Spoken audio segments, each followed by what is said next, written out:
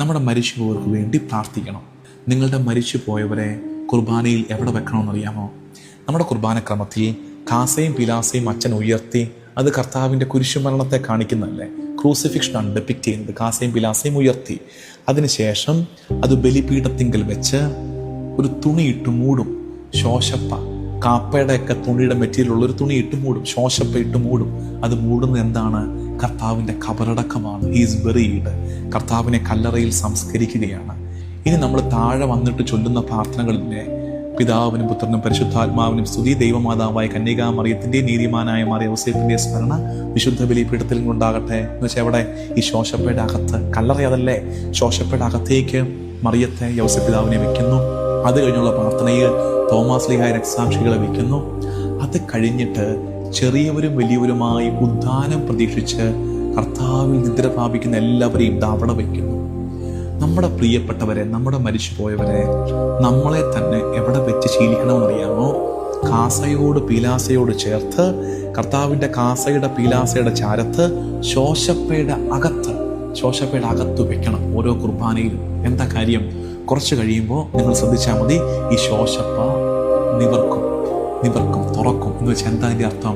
കർത്താവിൻ്റെ കല്ലറ തുറക്കപ്പെടാനുള്ളതാണ്. കർത്താവിൻ്റെ കല്ലറ തുറക്കപ്പെടും. അപ്പം നമ്മൾ വെച്ച പ്രാർത്ഥന, നമ്മൾ സമർപ്പിച്ച പൂർവികര്, നമ്മുടെ നിയോഗങ്ങൾ, അതിൻ്റെ മേലൊക്കെ ഉദ്ധാനത്തിൻ്റെ അനുഭവം ഉണ്ടാകുമെന്ന്. അതല്ലേ പൗലോസ് ലീഹ പഠിപ്പിക്കുന്നത്? കർത്താവിനോട് ചേർന്ന് സംസ്കരിക്കപ്പെടുന്നവർ കർത്താവിനോട് ചേർന്ന് ഉയർത്തെഴുന്നേൽക്കപ്പെടും. അപ്പം കർത്താവിനോട് ചേർന്നുള്ളൊരു മരണത്തിന് നമ്മൾ ഒരുങ്ങണം.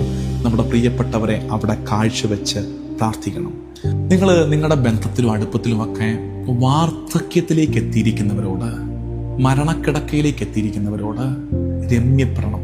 ഒത്തിരി ദ്രോഹം അവർ ചെയ്തിട്ടുണ്ടായിരിക്കും, പോട്ടെ, സാരമില്ല. നിങ്ങൾ അവരോട് ദ്രോഹം ചെയ്തിട്ടുണ്ടായിരിക്കും, ക്ഷമ ചോദിക്കണം. മരണത്തിന് മുമ്പ് രമ്യപ്പെടണേ. എല്ലാവരും ഈ ദിവസം ഇന്നോ നാളെയോ ആയി നിങ്ങളുടെ വികാരിച്ചന്മാരുടെ പക്കൽ പൂർവികർക്ക് വേണ്ടി ഒരു കുർബാന അർപ്പിക്കാൻ നിയോഗമേൽപ്പിക്കണം. നിങ്ങൾ ഇങ്ങനെ കൂടെ ഓർക്കണേ, ശുദ്ധീകരണ സ്ഥലത്തിലുണ്ടല്ലോ ഒത്തിരി ആത്മാക്കൾ കാണും. എന്ന് വെച്ചാൽ മക്കളെ നന്നായിട്ടൊക്കെ വിശ്വാസം പഠിപ്പിച്ചതാ, പക്ഷെ മക്കളാരും ഇപ്പൊ പ്രാർത്ഥിക്കുന്നില്ല. മക്കളാരും അവർക്ക് വേണ്ടി പ്രാർത്ഥിക്കുന്നില്ല. അവർക്ക് വേണ്ടി ഭൂമിയിൽ നിന്ന് പ്രാർത്ഥന ഉയരുന്നില്ല. ആരറിഞ്ഞു നാളെ നമ്മുടെ അവസ്ഥ അങ്ങനെ ആകുമോ ഇല്ലയോ എന്ന്? അതുകൊണ്ട് പ്രാർത്ഥന ആവശ്യമുള്ള എല്ലാവരെയും, നമ്മുടെ പൂർവികരെ മുഴുവൻ ഓർത്തും പ്രാർത്ഥന ആവശ്യമുള്ള എല്ലാവരെയും ഓർത്തും ലോകത്തിൻ്റെ ഏത് ഭാഗത്താണ് നിങ്ങളെങ്കിലും കുർബാന ഈ ദിവസങ്ങളിൽ ചൊല്ലി പ്രാർത്ഥിക്കണമെന്ന് ഓർമ്മിപ്പിക്കുന്നു.